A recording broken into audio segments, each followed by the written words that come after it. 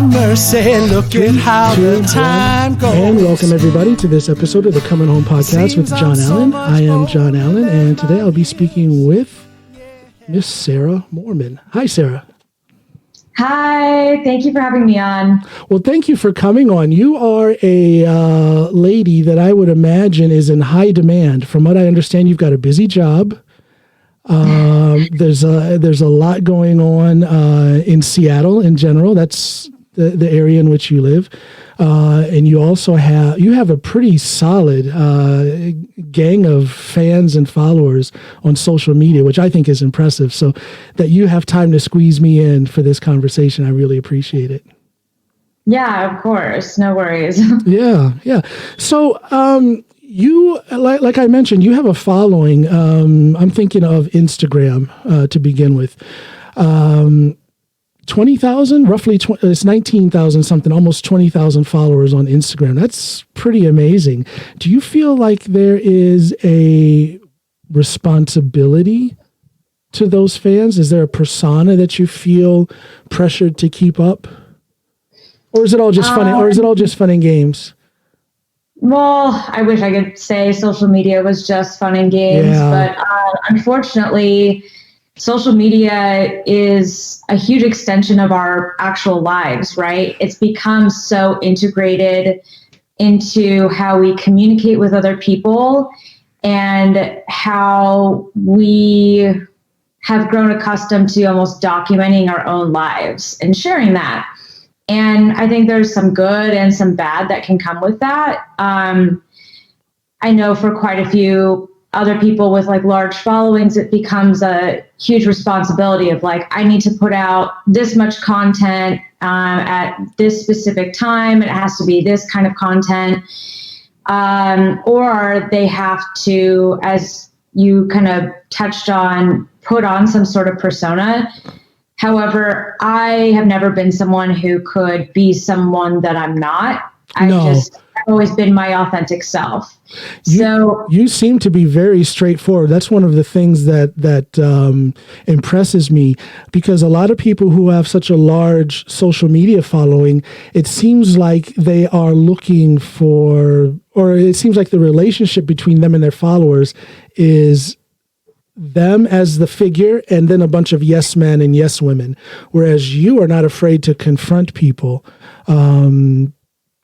That's what makes you stick out for me. You're not afraid you're not afraid to confront people. Yeah, that's nice to hear, because unfortunately, as you probably understand, in the fitness industry specifically, it can get very niche in the sense of the type of people who are highlighted, who are looked up to, who are listened to for information or for, I guess, like even for inspiration in whether it's powerlifting, bodybuilding, wellness, fitness, CrossFit. It can get very tense because it's such a male-dominated field, and the field in general was built upon a foundation of cis men and white cis men in particular. So it's definitely grown over the years from, I'm only 30 years old, but I've been in powerlifting for 16 years. So I have a very unique perspective in which I grew up in that environment. Both my parents were bodybuilders and gym rats for their entire lives. Yep. Huh. Yep. So I had a very unique experience with the fitness industry. And that's very unique. There's not a lot of people your age who can say that they have two parents who have been in strength sports. That's very interesting. So yeah, I'm wondering how that colored. And when I say colored, I don't mean that in a negative way. How did that affect your view of the fitness world? Does it give you positive memories? Did your parents talk well of the industry, or did they talk more about the dark side, or did they have bad experiences themselves? I would have to say it's a mixed bag. Okay. Mixed bag for sure, because well, I would say a realistic it colored my perception. It was more like it warped my perception. I see. And I would say warped because my expectations of what looks like a healthy body used to be very centered in thinness and leanness. Because I grew up with two very fit, lean bodybuilder parents. Right. My mom did powerlifting competitions as well.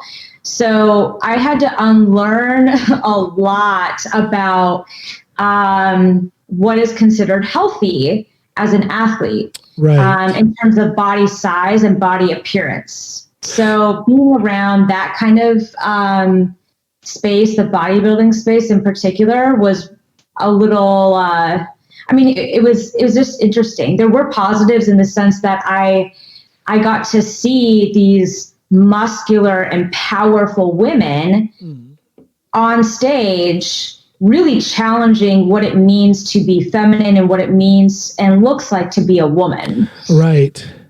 But on the other hand, I had this perception of leanness and musculature being healthy. Right. I knew like once you were stage weight, that wasn't healthy. However, it took a lot for me to really confront my fat phobia, especially in like college, and reconcile what was and what can be construed as like concern trolling, and being able to differentiate between people who are actually concerned about like maybe the impact of like fatness to the healthcare system versus people who are like, oh, wow, they are very unhealthy just by judging someone's appearance. I see. Because you can't ever know someone's full health just by judging someone's appearance. Yeah, I'm sorry to interrupt. I guess I can just throw this in here. I know of some powerlifters who are, up in some of the heavier weight classes, maybe a super heavyweight, and they've got the power belly as they call it. Yeah. They have maybe a higher fat percentage than some of the other athletes, and yet their heart health, their cardiovascular health is tip top. Yeah. And that goes totally against, just to swing it into that extreme. You have the extreme of the super lean athlete, and some people think that's healthy. Well, then you have the other extreme of the heavier power lifter with the power belly, and people look at that guy and think he's unhealthy. And neither case has 100% truthfulness in it. Yeah. I mean, you as an outsider can never know someone's full health. And I talked a lot about it briefly on Instagram because, with COVID, a lot of gyms were shut down, right? Yes. And so I took up running as a way to stay fit and stay sane and keep my body moving. So I had lost like 11 pounds during COVID for many reasons, but one of them was running. Another, I wasn't eating as much because I wasn't exerting myself in the gym with powerlifting style training. However, I also was very depressed, and that's what also contributed to my not eating as much. I was very depressed. So I had someone like comment like, oh, you're looking really lean and looking really tight, like nice work. And I just kind of sat there like, thinking, I look good. But you don't feel good. What society deems as good and valuable as a physique. But you didn't feel good. Because of the mental aspect, No, I wasn't eating enough. I wasn't eating a diverse set of foods. I'm still struggling to kind of get that back. But I wasn't eating many vegetables. I wasn't eating many fruits. I was eating really easy to make, quick to make meals that, if I were to go back and track everything, it wouldn't be enough protein from what I normally consume every day. So, if you look at me on the street, someone says, "Oh, wow, she's really fit and healthy," but my diet was garbage and I wasn't eating enough and I had low energy and I wasn't feeling good. I wasn't healthy. I've been reading a lot for quite some years, actually, but a little bit more recently about the connection between our diet and our mental health. The one doesn't have domination over the other. The mental health can affect what you eat, and what you eat can affect your mental health. There's almost this push to include the digestive system as a part of the brain. Very interesting. What came, if I may ask, what came first, the depression or the change in your eating and training habits? The depression. Okay. Is it, may I ask, is it because of the COVID situation, isolation, maybe some changes on your job? So I wasn't officially diagnosed in January, but that's when my therapist and I kind of concluded that in January I had this very major turn in my overall emotional well-being. Okay. Did he put a diagnosis on it, or was it just a general? And again, if I'm asking too much, tell me to back off. I don't want to push. Therapists are technically not like psychiatrists, so they can't technically diagnose. They can put all those pieces together and say, yeah, I think you might be depressed. I'm going to refer you to a psychiatrist. Okay. So, she and I talked quite a bit because I had been struggling with dating life. I had been struggling with my job, and I wasn't having a lot of personal fulfillment. So I was just having a really hard time. I was really struggling to, go through my day to day. And that's when she said, "Hey, I think it's time we, refer you to a psychiatrist, and because I think you're depressed." And so we tried for a month later, just her and I working together still, because the idea for me of trying to set up an appointment with a psychiatrist and going through that process of vetting out several people to see who would be a good fit and everything. Yeah, because you can't just start with anybody. There has to be a match there, of course. Yeah. Yeah, it seemed like too big of a task that I was willing to take on at that time. But eventually I had a little help from my therapist, who she called people for me to kind of help set up appointments. And then that's when I started seeing a psychiatrist, and they diagnosed me with depression and anxiety. Okay. Wow. So how are you feeling now? How has that progression been? Because a lot of people say when they get that diagnosis, it's like, okay, that's the problem. And right away, there's a therapeutic effect just from getting the knowledge of, getting the diagnosis and knowing exactly what you have to deal with. Did you experience that or anything like that? No, unfortunately not. I was almost kind of frustrated because I truly don't feel like I have. I truly don't feel like I have clinical depression. I feel like I have real problems and real life challenges in two very big arenas in life, right? Right. What someone does for work, that's a big portion of our life. And if you're having some conflict or general unhappiness in that job, that can be troublesome. Yes. But then on top of that, romantic life, partnership, that is another huge arena in life. And if two pillars in someone's life are shaky, it can be a little overwhelming if you're trying to work towards some kind of change or solution in two big arenas of your life. So, I was frustrated because I had a couple of people in my life who thought also that, hey, I think you're also depressed. You should probably try medication or talk to a doctor about medication.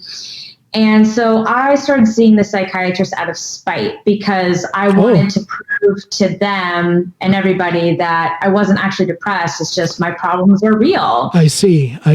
So you are one who, and I agree with you, by the way. So we are two people who believe that there is a difference between that clinical diagnosis of depression and someone who's just having a hard time because life is what it is. So you went into treatment with you sought a psychiatrist to prove to others and maybe to yourself that you weren't clinically depressed, correct? Yes, correct. That's ballsy, if I can use that word. Well, it is because a lot of people, myself included, if I didn't think I was depressed, then I wouldn't have anything to do with a psychiatrist. Right. Yeah. I think when you have enough, I don't know how open you are with like your mental health with like your friends and your family. But I'm very open, by the way. Okay. Yeah. All of my listeners know I've said it on just about every podcast episode. I've mentioned the death of my son from a heroin overdose, and I have no clue how to deal with that, and I put that out there. That's part of my way of working through it, is by being very vocal about it. Yeah. So if you have all these people, like, close people that you trust in your life saying, hey, really think you should give medication a shot, really think this would be a solution for you, and you in your bones, though, feel that they're wrong. Yeah. And you almost want to be like, no, but I'll do it anyway just to prove y'all wrong. And so again, I really stepped into that path out of spite. I see. to try to prove them wrong. That's tough. You are there's the differentness of you that I told you that got me so interested in you, because you're very different. You're very different from a lot of the social media profiles. And now when I hear you say this, you're just different, period. Forget about social media. You're just a different kind of person. That's a gutsy, strong-willed thing to do, as you have described it. That's pretty amazing to me. So how then will you deal with that aspect of medication if you feel that you probably don't need medication to get out of this situation? That's a very interesting, that's an interesting thought process to me. How would you explain that?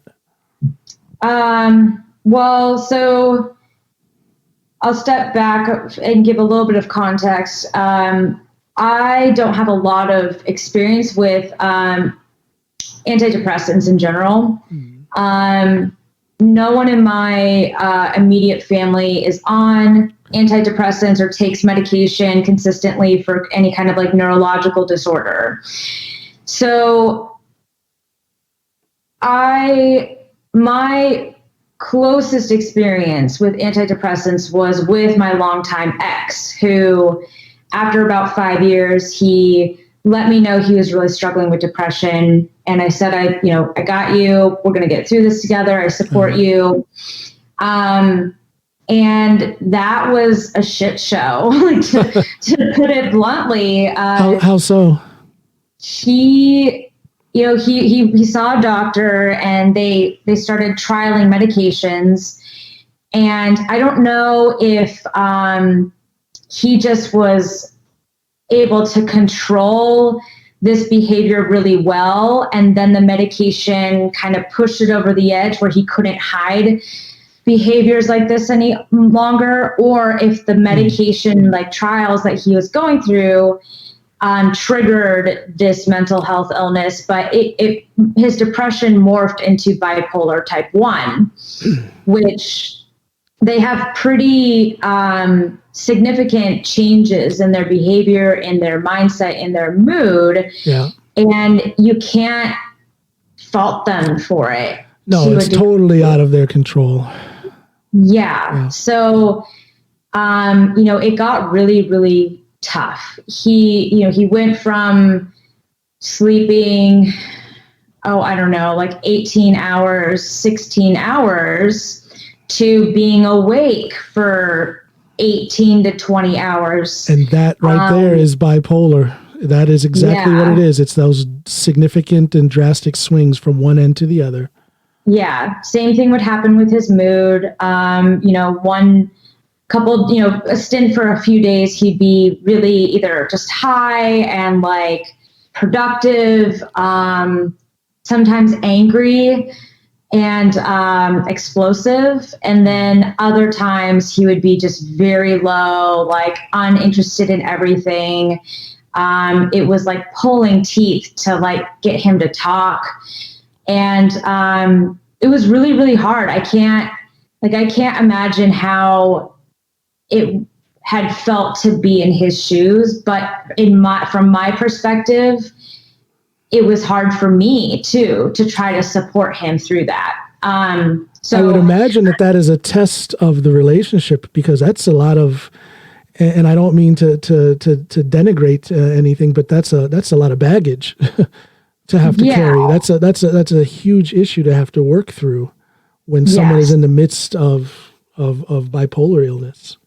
Yes. And, at that time though, he was unable to find, the right medications to get some kind of balance in his life, his swings. So, a lot had happened, a lot had changed, in his life, and I wasn't able to support him anymore. So I had to break up with him. How'd you feel about that? Because of all the changes, I hear he's doing better now, which is great. But, with all the changes I saw him go through as he was trying different medications, I had a pretty negative, personal experience with medications for mental health. Yeah.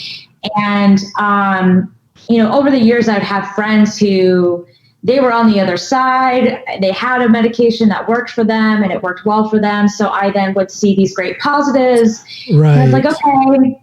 At the same time though, like I saw my partner go through the gamut of trialing all these medications. And so when I was referred to a psychiatrist, I had this very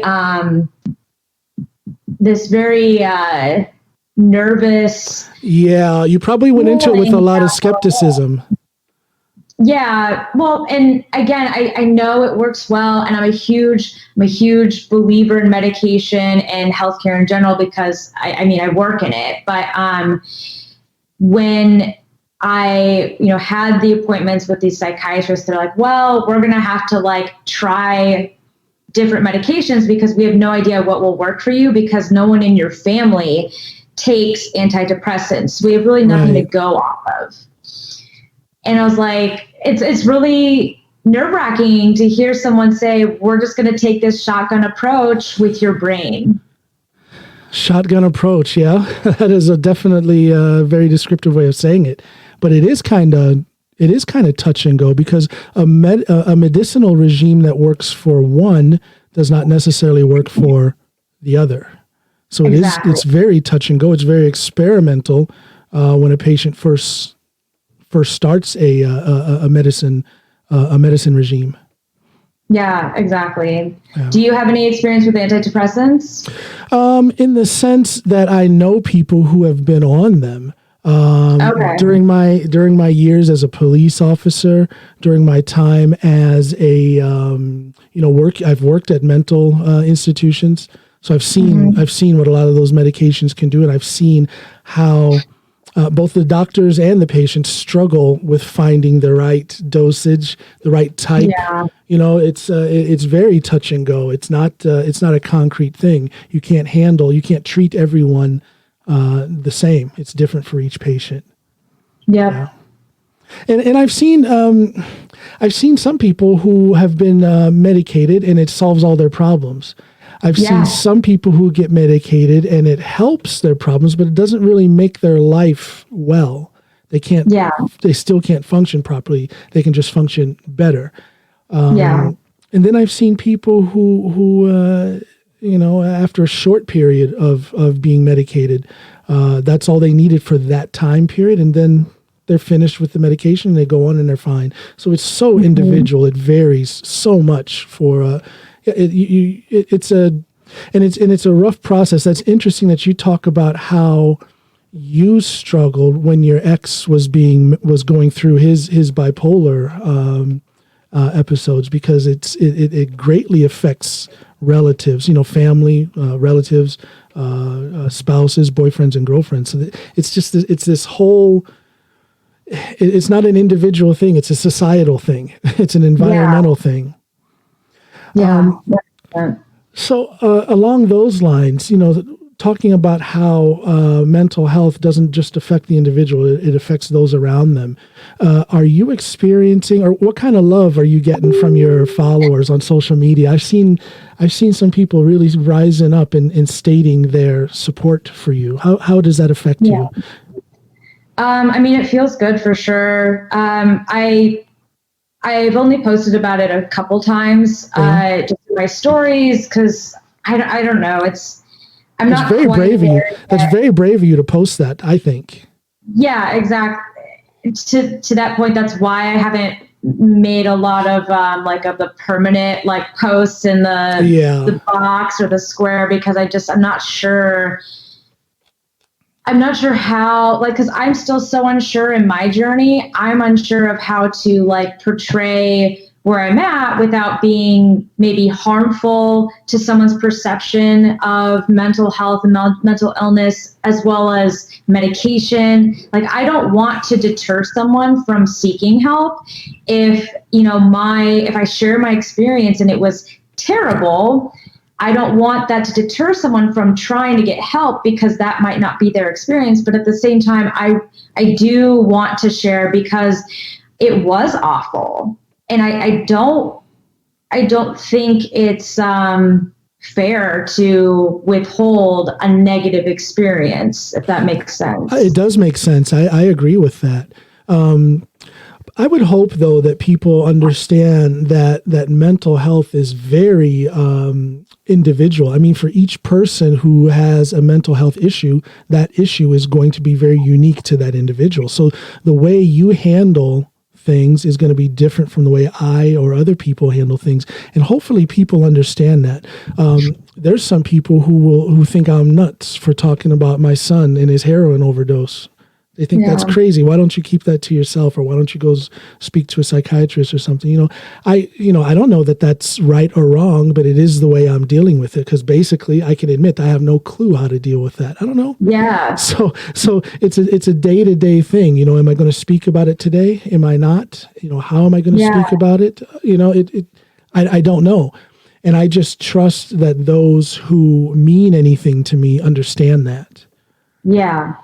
So I guess, I don't know, when people reach out to you or show that they support you in what you're going through, does it feel genuine to you? Because, again, we're talking about, just on Instagram, we're talking about almost 20,000 people, and you don't know all of them. So how does their support affect you? I know you appreciate it, but do you look at it as genuine? Yeah, so there are quite a few people where I can tell it is, it's coming from a good place, where they, had written out this very long message to me, sharing their own experience, empathizing, validating me and my experience and my feelings. And just, they say, hey, I support you. If there's anything I can do to help, I know I'm just some stranger on the internet, but I really value you and I appreciate you. And, if you need an ear, let me know. I'm here. That feels good. It's sure. When I've gotten a couple messages from men who try to like turn it into a sexy thing. Like, oh, you're depressed. Like, let me fix your depression with my D. Like, it's like, that's not how that works. Oh, those bros, those good old bros out there. Yeah. So, that's been a little strange. And I think Xanax works better.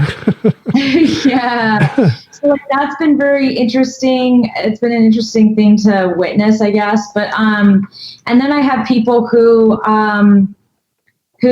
they just say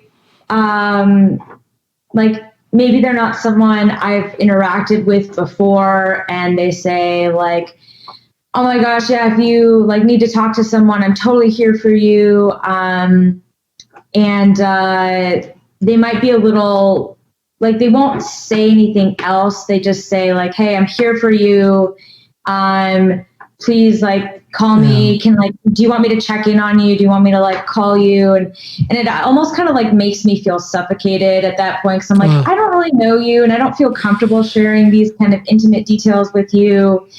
Whereas when someone shares their own intimate details first, it's kind of like a, hey, this is a sensitive subject. I understand. Yes. So here's my story. Well, you don't have to share if you don't want to, kind of thing. Like, so those people are very empathetic. Or the people who try to fix me. I have some, not even followers. Like I have friends who follow me and I follow them. And, I have some friends who try to fix me. They try to fix the problems and logic me through. That can get real irritating very quickly. Yes, it does. For those who are out there, if you want to reach out, it's a beautiful thing. It makes me feel good, warm and fuzzy. I love it. But when people get preachy and try to, Have you tried this? Have you tried that? It's like, I didn't ask for you to question what I've been trying. Like, it's not my. I don't owe it to anyone to tell them what I have and have not been trying. No. So when I share, I'm not necessarily looking for solutions. I'm just sharing. Get it off of my chest. Yeah. And that's basically what I've been saying to my listeners through all of these episodes when I mentioned my son and his overdose is I just want to share and put it out there because I'm not the only father, the only parent who's lost a child to an overdose. Yeah. There's a lot of them out there, and maybe something that is said in my podcast, maybe something that is said in this conversation you and I are having will help someone who's going through some sort of mental illness. Maybe they lost like I said, a child, from an overdose. Maybe they're just depressed. Maybe they're just beginning medication. Maybe they're evaluating whether or not they should medicate themselves. My hope is that this podcast and anytime I talk about this issue is that it might lead somebody a step closer to their own resolution. Because again, it's very individual, but they might be able to latch on to something in your story that might help them and take them a step further towards a better life. Yeah, 100%. Especially with something like so hard as losing a child.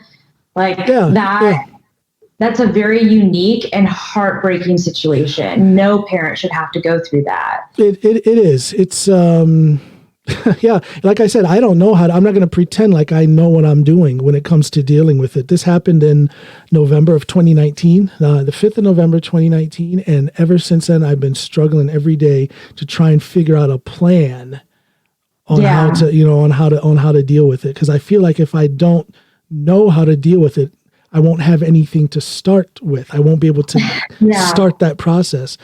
But I guess I've started that process. You whether or not you choose medication or not, you're going through a process now just by talking about it. So there's something therapeutic in putting it out there and vocalizing it, Yeah, absolutely. So I think you with not to get preachy, but I'm going to preach for a second. You with your tens of thousands of followers are doing a great service by talking openly as you are about what you've gone through so far.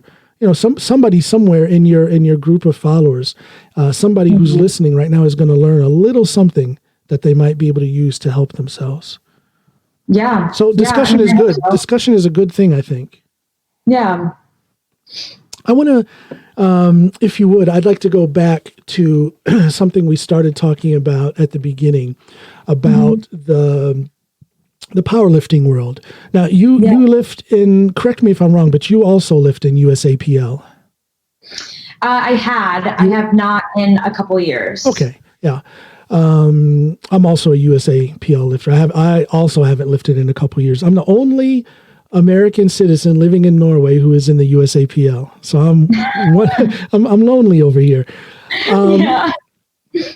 The male domination part, the male domination aspect, or that ugly underside of powerlifting, do you think it is as prevalent in the USAPL as it is in other federations? And I don't want to bash, you don't have to name other federations, but do you think that USAPL is different when it comes to that?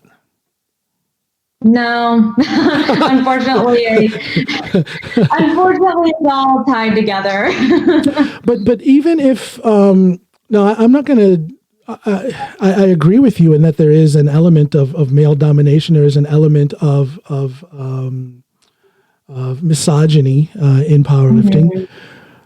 But here in Norway, in our branch of the IPF, and I believe this also can be said about the USAPL, there has been this enormous influx the last 5 or 6 years, this enormous influx of female lifters, which I think is a beautiful thing. And I guess my question is, what needs to be done to give these ladies the recognition that they deserve? Because I can tell you, some of my favorite lifters are female. If you look at the numbers, they very often are more impressive lifters than their male counterparts. 100%. Right. Yeah. So what is the powerlifting world missing here? You know, why are all the big heroes just the guys, and why do the ladies get pushed to the side? What do you think that's all about? I mean, I think it's just that same, societal foundation that the default is male. The default is cis male, cis men. The default is white. It's always been very centered around men. It's always been centered around white men. And yes, there's more of an influx of all sorts of people. There's an influx of women. There's an influx of gay powerlifters. There are starting to, be transgender athletes and powerlifters, which is great. And then, finally, the sport is becoming more accessible to other countries. So we're getting, other people, people of color within the community, which is awesome. However, I think if we wanted to focus mostly on, the male versus female aspect of the powerlifting community, people in general they think and I know this because I've been told this, is they find it more impressive to see a guy, squat 800 pounds. It's the actual absolute number of 800 pounds is cooler to see than a female squat, 300 or 400 pounds. Yeah. And I think therein lies the deception, and I call it a deception. It's a deception of perception, if you will. Mm-hmm. They're missing the impressiveness of that 55 kilo lady who's squatting 315. That is freaking amazing. And it should be elevated. It should be elevated to the same level as the guy who's, as you say, who is squatting 800 pounds. To me, it's more common. Of course, it's more common to see guys squatting 800 than it is to see that 55 kilo lady squatting, 315 or more. But because of the rareness of that female lifting that amount of weight, that is why it should be elevated. And I think it's a marketing mistake that the various powerlifting federations are missing. They're missing all, they want more members, they want more funding and more money into the sport. I think they're missing something there. Oh, agreed. I mean, that's why this whole perception of absolute weight lifted versus body weight to weight lifted ratio, that component missing and not being appreciated for what it truly is I think a male centered problem. We have all these guys who they see it and they're like, oh well, but she's small and like, yeah, that's a lot of weight, but like it's not a ton compared to this guy squatting this amount of weight. But do you think it is a problem of misogyny? And again, misogyny exists in powerlifting. It exists everywhere. Yeah. But do you think that misogynistic issue is so big that is what is keeping women from the limelight? Or do you think, and here's the opposite, if one was to play devil's advocate, could it be that it's simply because for years, for decades, until quite recently, powerlifting was, for good or bad, it was a male-dominated sport. And now that there are more women coming in, it's just going to take time for the recognition process to catch up. Do you think that could be it? Or do you think it is a thought-out, planned, conscious effort, if you will?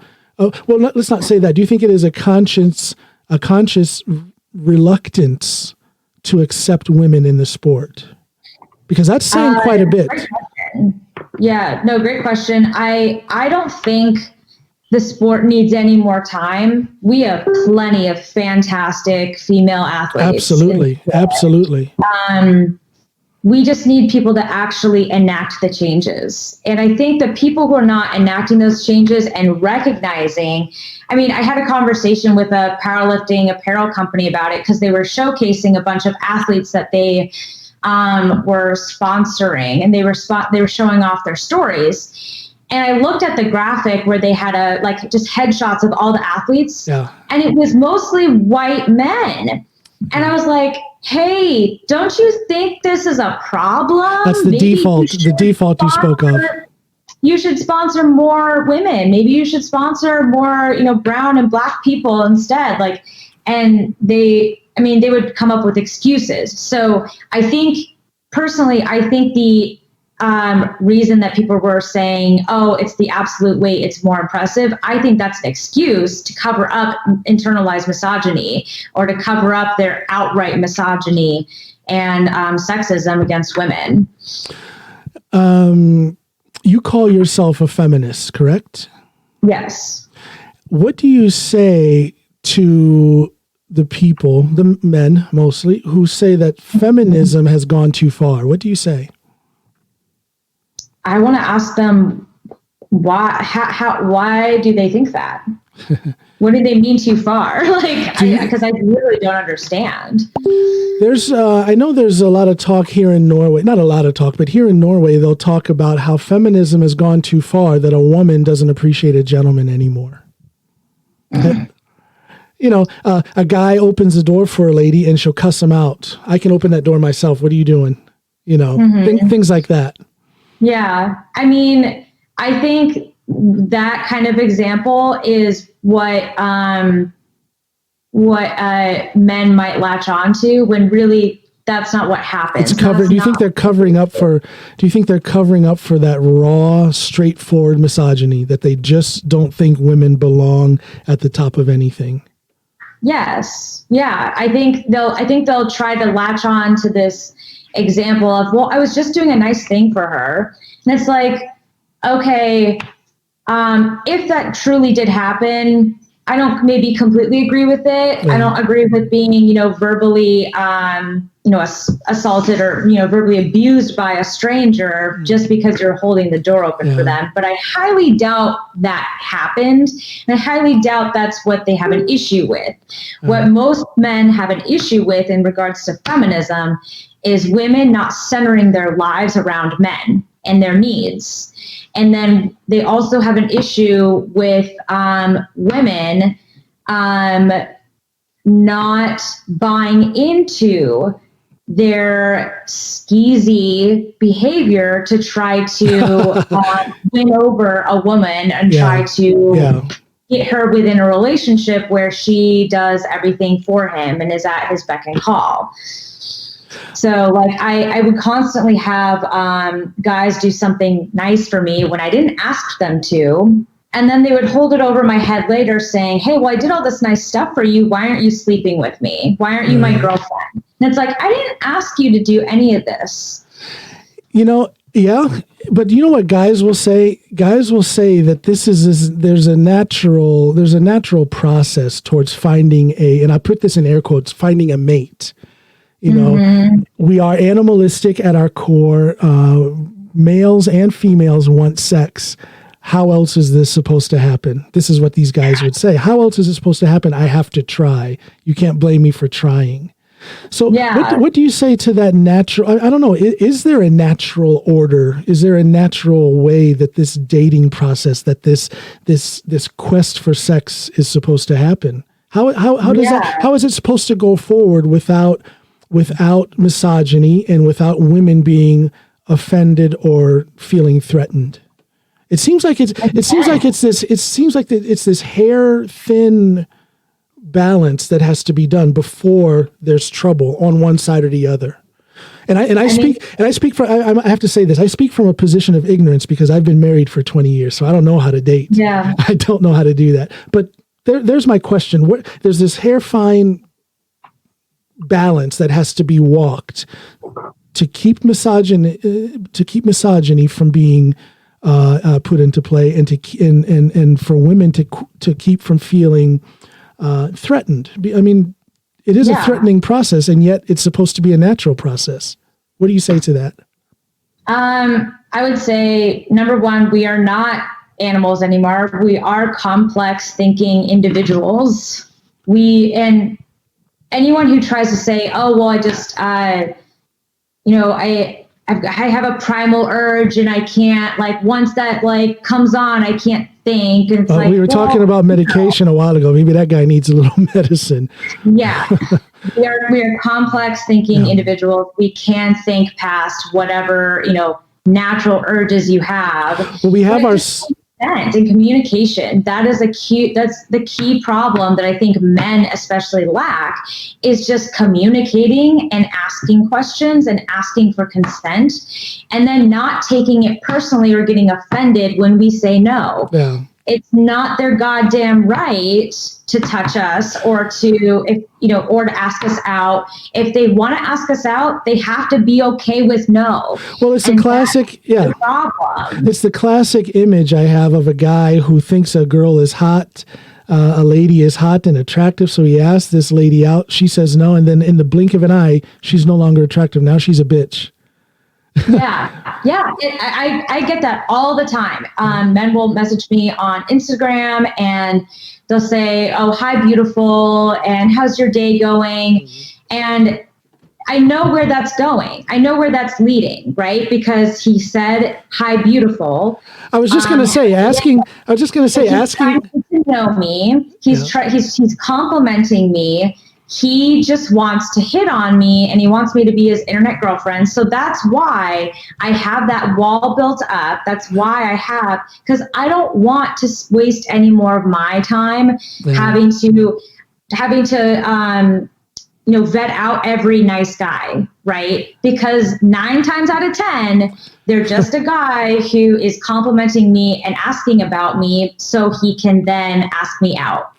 And again, I'm speaking from a position of ignorance because I don't know how to date, but I do know, I am familiar with societal norms. And to me, it's strange and very socially awkward, almost socially improper, to begin a conversation with a lady that I don't know with "hi, beautiful." I could, if I wanted to know how your day's going, I'll just type in, "Hey, Sarah, how's your day going?" And that's that. Yeah. No, I've started responding to those messages. That is a little creepy. That's not my name. Yeah, your name. Yeah. I don't know. It's funny. Some of them will respond with, "Well, what is your name?" I'm like, "You reached out to me. Why?" No, and then I just block them. Well, that's a guy that's not very perceptive. He doesn't understand that he stepped in a big pile of doo-doo, and he's thinking, he's just not thinking right. Yeah. But the biggest issue here is men's ego and their inability to deal with their feelings. I feel like in general, society has made men very ill-equipped to deal with their emotions in a healthy and productive way. So when men deal with rejection, that is where women feel threatened. We feel really anxious and scared to reject a man because literally we have been taught all our lives that we could get hurt or killed for it. So when a guy contacts you on social media, do you automatically, let's say he doesn't begin with hi beautiful or hi sexy or something like that, but he contacts you on social media, does your antenna go up immediately? Or I guess I'm wondering how threatened are you when a strange guy contacts you? Well, I mean, if it's just strange as in I don't know him personally, I'm okay. I'm okay with that. I'm totally fine with that. It's, however, if it's a strange as in odd man is contacting me, yes, some red flags come up. I'll address those red flags. Sure. And then I try to navigate as I want or what is needed. If it's a guy who is, I don't know, some of the telltale signs are what memes he's posting on his social media account, what jokes he thinks are funny. You really can tell a lot about a person if you're able to check their social media. That tells so much. We kind of touched on that at the beginning of this podcast, but people, their social media is a true reflection of them. People don't want to admit that, but it is very, if you've got your eyes open, you can tell a lot about a person by what they post. Absolutely. Right. So, if there's some things that, raise red flags for me or make me nervous, then I just kind of proceed with caution. How can I help you?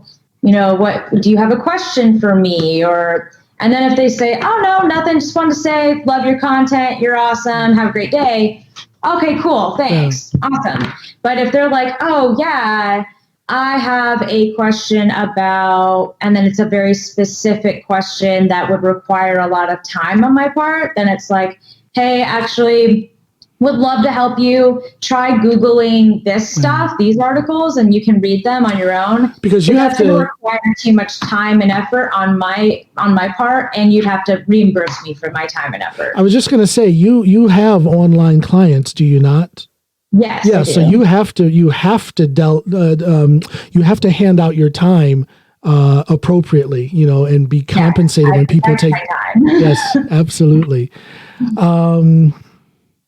Interesting.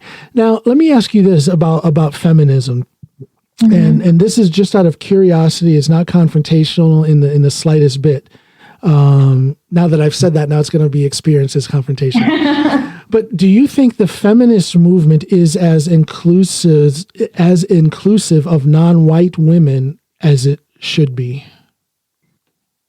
Oof, that's a tough question. From a white woman perspective, I don't think it is. I think the movement in general needs to be more inclusive of Black women, of Indigenous people, Indigenous women, and our Latin sisters. I know from my perspective, living in Seattle, it's predominantly white. Yeah. But that's the demographic of Seattle. So maybe their ignorance of the Black or the non-white America can be excused because of the demographics of Seattle. There are very few non-white ladies living there. Yeah. Is that an excuse? More of a reason why we need to elevate them. Exactly. Because we can't hear them and we don't see them as often, right? Mm-hmm. But they are there, and they are the most disenfranchised. They are the most oppressed. They are the most silenced group. So we need to work even harder to pull them up with us and to give them space where we are at. Because I see sometimes when don't ask me for any examples. I'm just kind of pulling things out from past examples without having anything concrete in mind. But I've seen where the feminist movement rises up to put focus on a certain issue or a certain case, and it's just that it's so rare that focus is put on a case where the victim or where the affected person is not white. And that's just always been something that I don't know, I guess I've never really asked this question very often of anybody, that whole issue about non-white ladies and where is their representation in the feminist movement.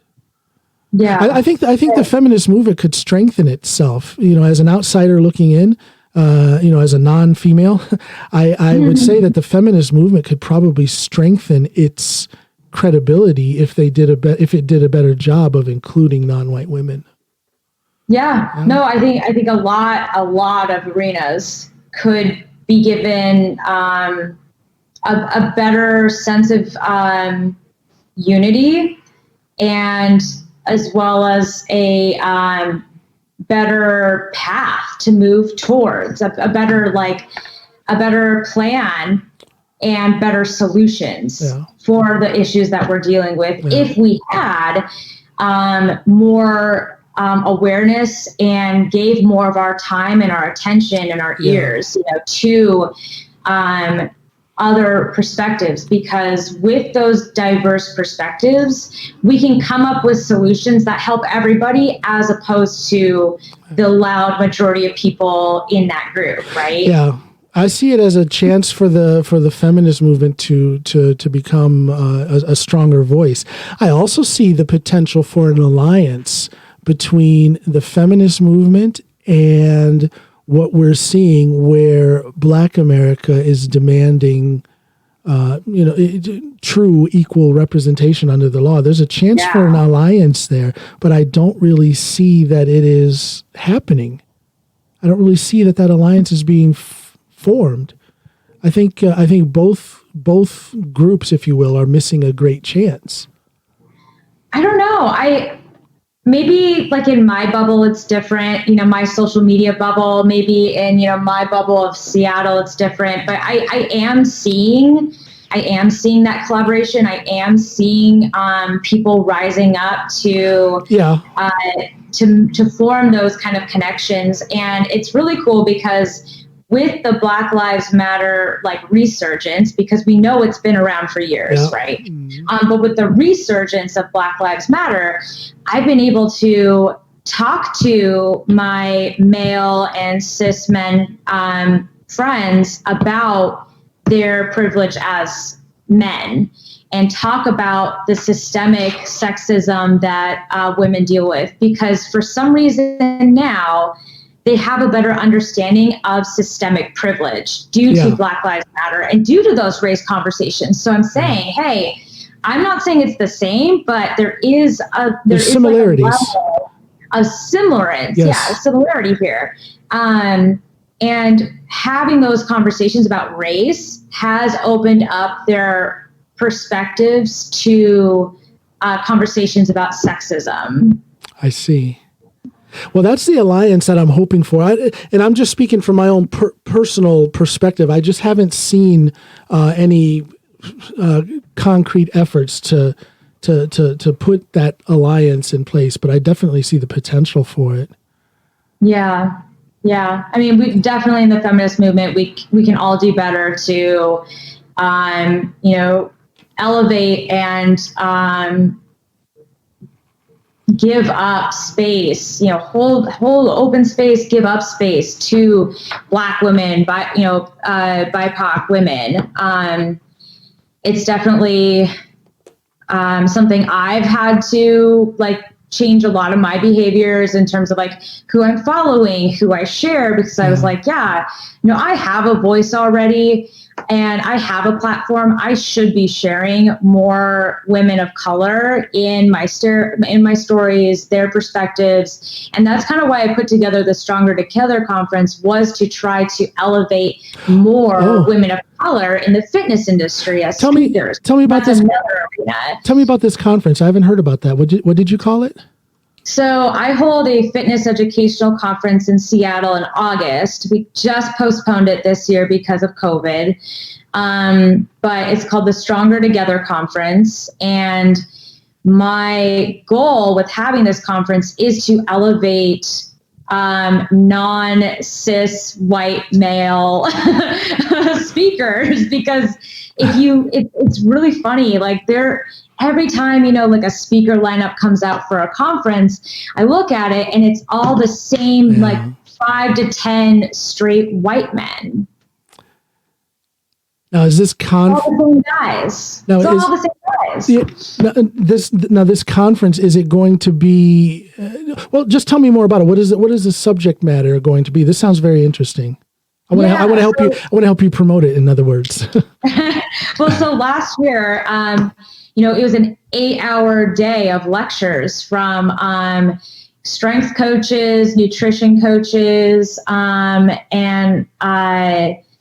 basically coaches of coaches. They give like talks about how to like develop really good and quality relationships with your clients, how to run an efficient fitness business. We had Emily Blurton. She's the Seattle Storm strength coach. Yes. She came and talked about how she handles her athletes. We had Dr. Susan Kleiner come, and she did a talk on whole grains and like the amazing health benefits associated with whole grain foods and what she's been studying. How many years has this conference been going?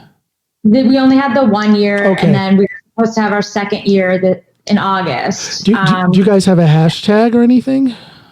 Yeah, hashtag like Stronger Together Fitness Conference or FitCon. And then our website is www.strongertogetherfitcon.com.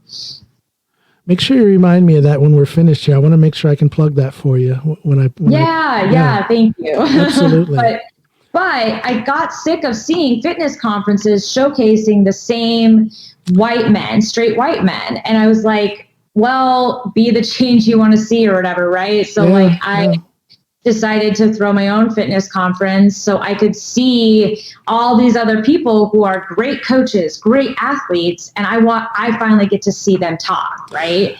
Do you ever hear anyone tell you that your promotion of non-white men is anti-white men?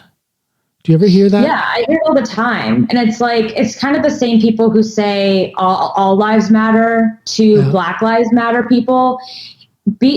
Promoting Black people, promoting women of color doesn't mean we're anti the other person. It's just recognizing that they have plenty of speaking engagements. Yes. I have plenty of opportunities to see, Dr. So-and-so speak for the 10th time, in the US. I don't want to see him again. I want to see someone else. You've heard what he had to say. Now let's move on. Yeah, let's move on. Let's hear from someone else now. Yeah. So I think it's really important because, all it's going to do is help the industry. That same perspective, but if you're literally ignoring these other people if you continue to just pay and bring up the same guys. Well, all it's going to do is help the industry if we can get more voices out there. More voices means more information, or at least a different angle. If it's the same information, at least it's a different angle, and all it will do is help the sports industry. Yeah, maybe the same information coming from a white man doesn't translate well to, a Latin man or a Black woman. Like, they hear him saying, hey, you need to eat more vegetables. And they're saying, yeah, but like, I live in an area that's nutritionally like scarce, or we have I was going to say they call them nutritional deserts. There's certain inner city neighborhoods where you cannot get fresh produce. And they call it a nutritional desert. Yeah.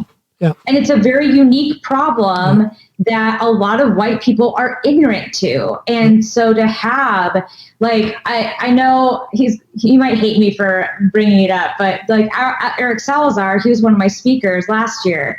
And at first he was considering speaking on food deserts and how to help teach people in those environments how to eat better so they can take some kind of control over their nutritional health, right? Yeah. And I really hope he'll revisit that idea and do the research and give a talk on that someday, because I really think that would be so helpful. Well, I had a podcast episode with Dr. Howell Wexler. He is formerly of the CDC. He was the head of the child nutritional division at the CDC. Wow. And he was he was a great guest. You should check that episode out. I don't know. Howell Wexler is his name. He was talking about how when we look at the COVID-19 situation and we see how many of the victims who are dying, not just people who are catching it, but the ones who are dying are overwhelmingly Black. Yeah. And when you look at these areas where these particular people come from, they are in these nutritional deserts. So that is an issue. It's a very serious issue. And as you say, if you're more affluent, if you're not poor and Black, you're not going to be aware of that issue. So we need more people. That goes to what I was saying about having a more diverse panel of people who speak at these different conferences and whatnot, to get a different angle on the same issue. And it needs to be done. That's so cool that you're doing that. Yeah, it's really fun. I'm super happy with how it went last year, and I'm really looking forward to next year. Yeah. So what are things like in Seattle there for you? How has your job life been affected these last few months? Yeah, so I work for Medtronic, and I sell implantable cardiac monitors.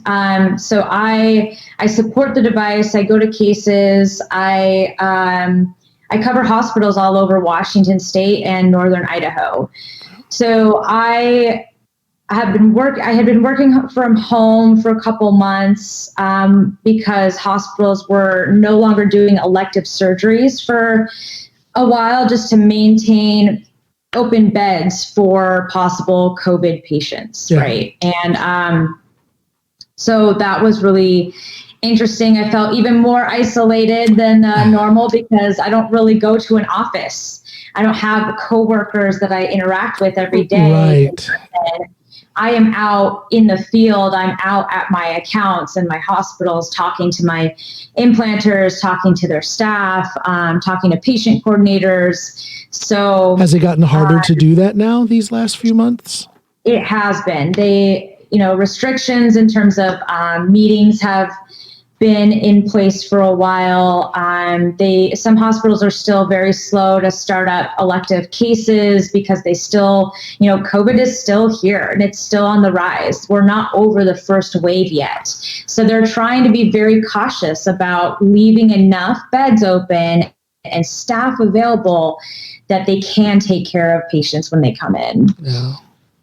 I tell you, it's crazy watching. It's rough to be an American citizen, but I'm sitting way over here in Norway just watching the chaos and the people are suffering like I've never seen before in my adult life. And it's I don't know.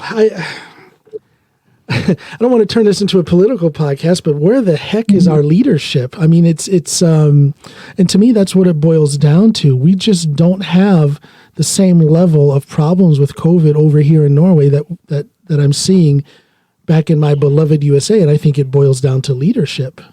We had people who took it seriously from the get-go. We had people who put down a set of rules, and the people have a level of trust for our leaders over here that we followed the suggestion. We followed what they told us we had to do in order to make this thing affect us the least.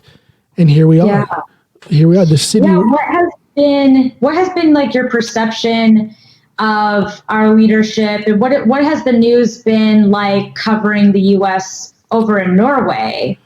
They cover it pretty straightforward. In the States, you'll have your talking heads, whether it's on MSNBC, CNN, or Fox, and they put a lot of their own feelings and opinion in it. And that's just the way it is. Whereas over here in Norway, it's very old school. It's almost like news was in the 70s in America. They just report the news. Yeah. It's not filtered in any way. They report, the president said this, and here's how this group of people reacted, and here's how that group of people reacted. Here's the numbers on infections and deaths in the United States. And that's it. It's not politicized. It's just reported on. So I get, and I think I'm in a good position in that I get that kind of news here in Norway, but then I can also watch CNN or Fox if I want to get those other, and I do watch them to get those other opinions. And then from that, being a thinking, intelligent man, I make my own decision. But what I see is a nation that is not being led. I see a nation that is being willfully split. When I think of that speech that he had in front of Mount Rushmore, and then the speech he had the day after in Washington, I think he is willfully trying to incite, let's just say, division. He's willfully trying to do that, and it seems to be working. However, my perception, and I may be wrong, my perception is that a overwhelming majority of Americans see the situation for what it is. And they see his willful lack of leadership. He seems to be willfully presenting himself as the president of his base, not the president of the United States. And I think most people see that, and I think most people will vote accordingly. I think we're going to have a record voter turnout. Yeah, I hope so. I think we will. I think everybody knows that this election is going to mean a lot when it comes to the future of the United States. So I don't know. We'll see. I'm not a political mind. I'm just a guy who has an opinion. But I do think that it's going to be a record voter turnout. Yeah. We will see. We will see. Yeah, we will see. Listen, was there anything else that you wanted to get out there? I just have to say my expectations were met. I figured you would have a lot of good information to put out there. I figured you would be an interesting person to talk to, and I think I'm right. Awesome. I'm glad I didn't let you down. Not there was really I don't know. I guess I look at it like I do with all of my guests. It's a conversation with someone whom I see as interesting, or someone who I think can give my listeners something that they can do something with in their life. And I think that we've met that goal. All right. Well, thank you. Well, as far as other things to get out there, check out the Stronger Together Fitness Conference. We should be starting to release details soon associated with the speaker lineup this year, which I'm really excited about. But as far as other people that you should be following in the fitness industry, throw some names out there. Yeah, I would love to. Track Fu, Kimberly Walford. Chrissy King, she's amazing, and she does a great job at really being able to talk through these difficult issues, being a Black woman who is not skinny in the fitness industry. She is a coach, and how she kind of takes on the approach of coaching people and holding her space and being her true self in a world that tries to make her smaller and tell her to be this way and that way. She's fantastic. Just a couple people to follow. They're fantastic. Highly recommend. I love Kimberly Walford. She, I told you I have most of my powerlifting heroes are female. She is definitely one of them. I love her. She's a badass. Yeah, such a badass. And then another good educational account to follow is Decolonizing Fitness. It's great. It's a great informational Instagram. They have a podcast, I think. And then they put out a lot of really thought-provoking information. So definitely go check them out too. I just wrote that down. I've never heard of that, but I will check that out. Decolonizing Fitness. Yeah. It's great. Okay. Well, listen, Sarah, again, I appreciate you coming in and talking to me. It was fun. It was fun to learn it was fun to learn a little bit more about you. And again, respect for the strong stance that you take on social media. I've seen it time and again. You're not afraid to confront people, and it doesn't matter. It doesn't matter whether I agree with your side of that confrontation or not. You are fearless, and that is to be respected. Thank you. I really appreciate it. We'll do this again. Absolutely. Thank you so much. Bye, everybody. I'm coming home. I'm coming home. Yes, I am. Yes, I'm coming home. I'm coming home. Yes, I am.